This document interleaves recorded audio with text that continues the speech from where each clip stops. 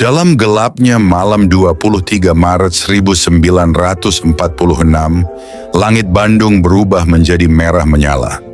Api membumbung tinggi, melahap rumah, gedung, dan seluruh harapan yang pernah berdiri di kota itu. Bukan karena musuh, tapi karena rakyatnya sendiri. Ratusan ribu orang meninggalkan Bandung, membawa luka, air mata, dan satu keputusan besar. Lebih baik kota ini hancur daripada jatuh ke tangan penjajah. Inilah kisah nyata Bandung Lautan Api, sebuah pengorbanan besar demi satu kata, merdeka. Peristiwa Bandung Lautan Api merupakan salah satu momen paling dramatis dalam sejarah Revolusi Nasional Indonesia. Peristiwa ini terjadi pada malam 23 hingga 24 Maret 1946. Ketika pasukan Republik Indonesia bersama rakyat dengan sengaja membakar wilayah Bandung Selatan sebelum meninggalkannya. Keputusan pahit ini bukan tanpa alasan, melainkan sebuah strategi agar kota tersebut tidak dapat dimanfaatkan oleh pasukan Sekutu dan Nietzsche sebagai basis militer. Pasca proklamasi kemerdekaan 17 Agustus 1945, situasi keamanan di Bandung mulai memanas. Di satu sisi, berdiri kekuatan baru Republik seperti Badan Keamanan Rakyat (BKR) yang kemudian berkembang menjadi Tentara Keamanan Rakyat (TKR). Di sisi lain, pasukan Jepang yang belum sepenuhnya dilucuti serta kedatangan Sekutu, khususnya Inggris, membuat keadaan semakin tegang. Kedatangan Brigade MacDonald pada 12 Oktober 1945 memperkeruh suasana. Mereka menuntut agar seluruh senjata rakyat diserahkan, kecuali yang berada di tangan TKR.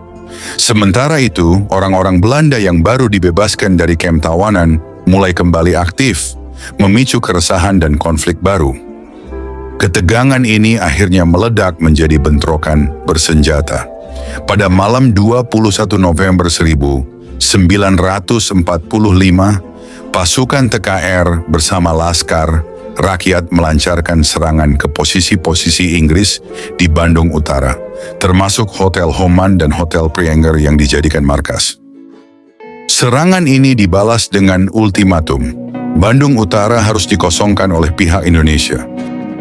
Karena keterbatasan persenjataan, pasukan Republik terpaksa mundur dan kota pun terbelah. Bandung Utara dikuasai Sekutu, sementara Bandung Selatan tetap berada di tangan Republik. Namun situasi di Bandung belum juga mereda. Pada 23 Maret 1946, pihak Sekutu kembali mengeluarkan ultimatum kedua yang jauh lebih tegas. Seluruh kekuatan Republik harus segera meninggalkan Bandung Selatan. Demi keselamatan rakyat serta mempertimbangkan situasi politik yang semakin genting, pemerintah Republik akhirnya memerintahkan evakuasi.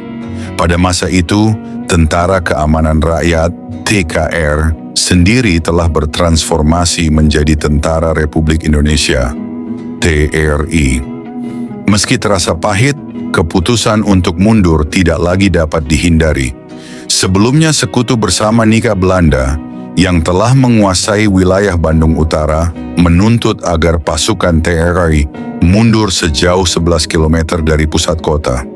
Batas waktu yang diberikan sangat singkat, paling lambat tengah malam pada 24 Maret 1946. Saat itu wilayah di selatan jalur kereta api masih berada di bawah kendali TRI, menjadikannya benteng terakhir pertahanan Republik di Bandung. Pemerintah Republik Indonesia di Jakarta akhirnya menyetujui tuntutan tersebut, meskipun markas besar di Yogyakarta sebelumnya telah mengeluarkan perintah tegas agar setiap jengkal tanah Bandung dipertahankan. Perbedaan sikap ini menciptakan dilema besar di kalangan pejuang di lapangan.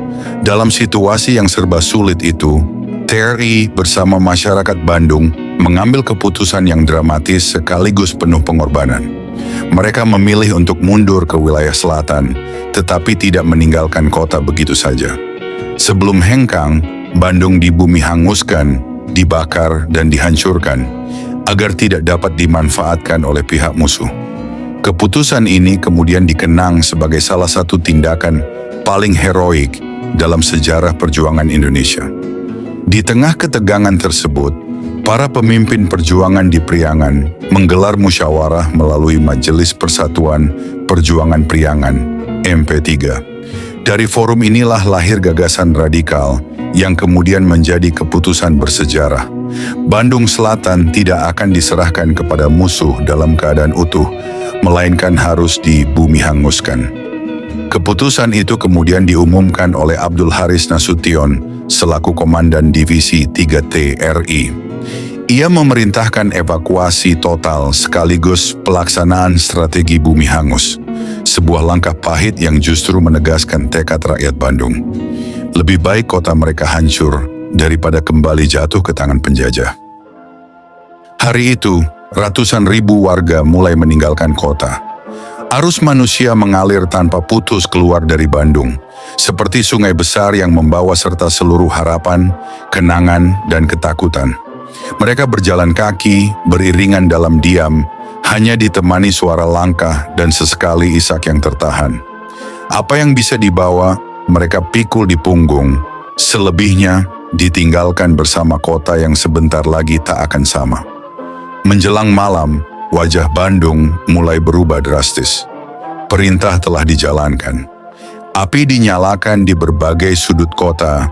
Rumah-rumah yang selama ini menjadi tempat berlindung, gedung-gedung yang menjadi pusat kehidupan, gudang-gudang logistik, hingga fasilitas-fasilitas penting yang tak boleh jatuh ke tangan musuh.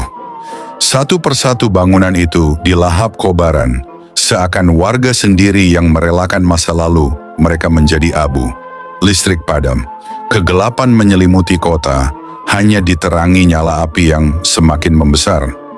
Langit Bandung berubah merah membara, dipenuhi asap hitam yang membumbung tinggi, terlihat dari kejauhan seperti pertanda kehancuran.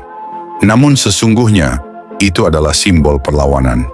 Suara kayu yang runtuh, ledakan kecil dari bangunan yang terbakar, dan gemuruh api yang tak terkendali menyatu menjadi satu irama mengerikan. Malam itu, Bandung bukan lagi kota yang hidup. Ia menjelma menjadi lautan api. Namun di balik kehancuran itu, tersimpan sebuah keputusan besar. Lebih baik membakar kota sendiri daripada melihatnya dikuasai kembali oleh penjajah. Sebuah pengorbanan yang tak terbayangkan, ketika rakyat rela kehilangan segalanya demi sesuatu yang jauh lebih besar, kemerdekaan. Di tengah kobaran api, pertempuran sengit tetap berlangsung. Salah satu yang paling heroik terjadi di Dayakolot, lokasi gudang amunisi besar milik sekutu. Dua pejuang muda, Muhammad Toha dan Muhammad Ramdan, menjalankan misi berani untuk menghancurkan gudang tersebut. Dengan membawa dinamit, mereka berhasil meledakkan gudang amunisi itu, sebuah ledakan besar yang mengguncang kawasan dan mengorbankan nyawa mereka sendiri. Menjelang tengah malam, Bandung Selatan telah kosong dari penduduk dan pasukan Republik. Namun api masih terus berkobar, melahap kota yang ditinggalkan. Dari kejauhan, Bandung tampak seperti lautan api, sebuah pemandangan yang kemudian diabadikan oleh seorang wartawan muda, Aceh Bastaman. Dari Bukit Gunung Leutik di Garut, ia menyaksikan Bandung memerah dari Cicadas hingga Cimindi. Laporannya yang berjudul Bandung Lautan Api kemudian membuat istilah itu dikenal luas. Strategi bumi hangus ini terbukti efektif. Meskipun kehilangan kota, pasukan Republik berhasil menggagalkan rencana sekutu untuk menjadikan Bandung sebagai pusat logistik dan militer. Setelah itu, perjuangan berlanjut dengan taktik gerilya dari luar kota.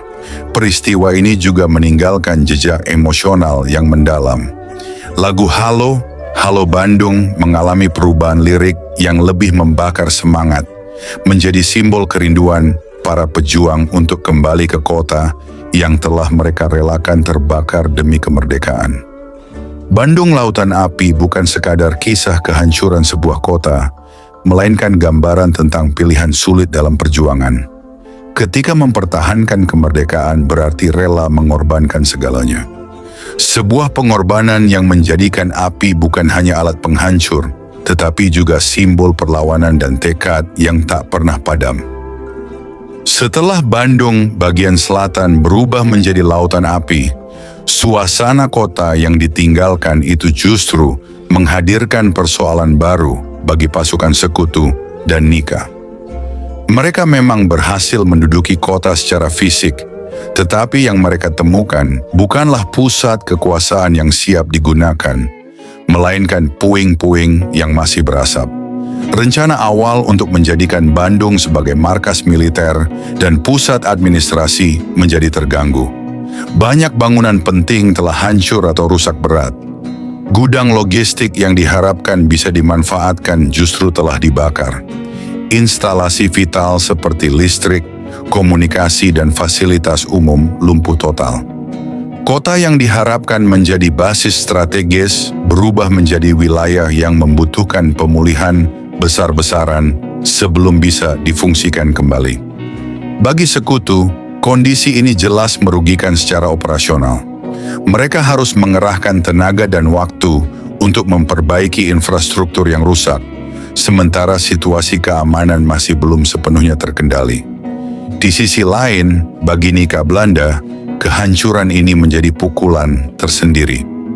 Ambisi untuk segera mengembalikan pemerintahan kolonial di Bandung tidak bisa berjalan cepat karena tidak ada lagi fondasi kota yang utuh untuk menopang administrasi mereka. Namun demikian, mengatakan bahwa sekutu sepenuhnya gagal juga tidak sepenuhnya tepat. Mereka tetap berhasil menguasai wilayah Bandung secara militer. Hanya saja kemenangan itu bersifat kosong. Mereka menguasai kota yang telah kehilangan nilai strategis jangka pendeknya. Sementara itu, di luar kota, kekuatan Republik Indonesia tidak benar-benar hilang. Pasukan Tentara Republik Indonesia bersama Laskar Rakyat mundur ke daerah pegunungan dan pedesaan di sekitar Bandung. Dari sana mereka melanjutkan perlawanan dengan taktik gerilya, mengganggu jalur logistik, melakukan serangan sporadis, dan menjaga agar sekutu serta Nietzsche tidak pernah benar-benar merasa aman.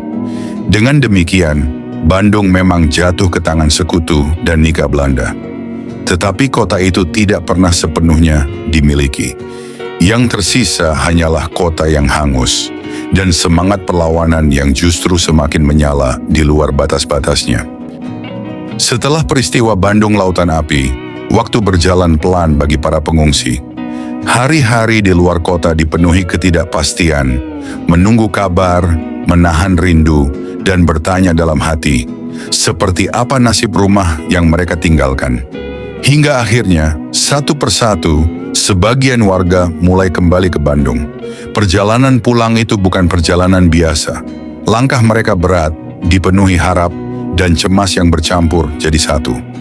Dari kejauhan, yang terlihat bukan lagi kota yang mereka kenal, melainkan hamparan kelabu, bekas kebakaran yang belum sepenuhnya hilang. Saat mereka tiba, kenyataan itu tak bisa lagi disangkal. Rumah-rumah telah lenyap. Dinding yang dulu berdiri kokoh kini tinggal arang. Atap yang dulu menaungi keluarga sudah runtuh tak bersisa. Jalan-jalan yang dulu ramai kini sunyi, hanya menyisakan puing, abu, dan sisa-sisa kehidupan yang pernah ada. Sebagian warga berjalan perlahan di antara reruntuhan, mencoba mengenali tempat yang dulu mereka sebut rumah. Ada yang berhenti di satu titik, menatap kosong, seolah berusaha mengingat. Disinilah ruang tamu mereka dulu berdiri. Di sanalah dapur tempat keluarga berkumpul. Namun kini semuanya hanya tanah hitam yang dingin. Ada yang menggali pelan, berharap menemukan sesuatu, sebuah piring, potongan kayu, atau benda kecil yang tersisa dari masa lalu. Tapi lebih sering yang mereka temukan hanyalah abu. Tak sedikit yang akhirnya terduduk diam, air mata jatuh tanpa suara. Bukan hanya karena kehilangan harta, tetapi karena kenangan yang ikut terbakar bersama kota itu. Namun di tengah kehancuran itu, ada perasaan lain yang tak kalah kuat, kesadaran. Bahwa apa yang mereka lihat hari itu bukan sekadar akibat perang, melainkan hasil dari pilihan besar yang mereka ambil sendiri. Kota itu dibakar bukan karena kalah, tetapi karena menolak untuk dikuasai kembali. Sebagian warga mencoba bertahan. Dengan sisa tenaga, mereka mulai membersihkan puing, mendirikan gubuk sederhana, dan menata ulang kehidupan dari nol. Tapi banyak pula yang akhirnya kembali meninggalkan kota, karena Bandung belum benar-benar aman untuk ditinggali. Maka kepulangan itu bukanlah akhir dari penderitaan. Ia justru menjadi awal dari sebuah kenyataan pahit, bahwa kemerdekaan menuntut harga yang sangat mahal.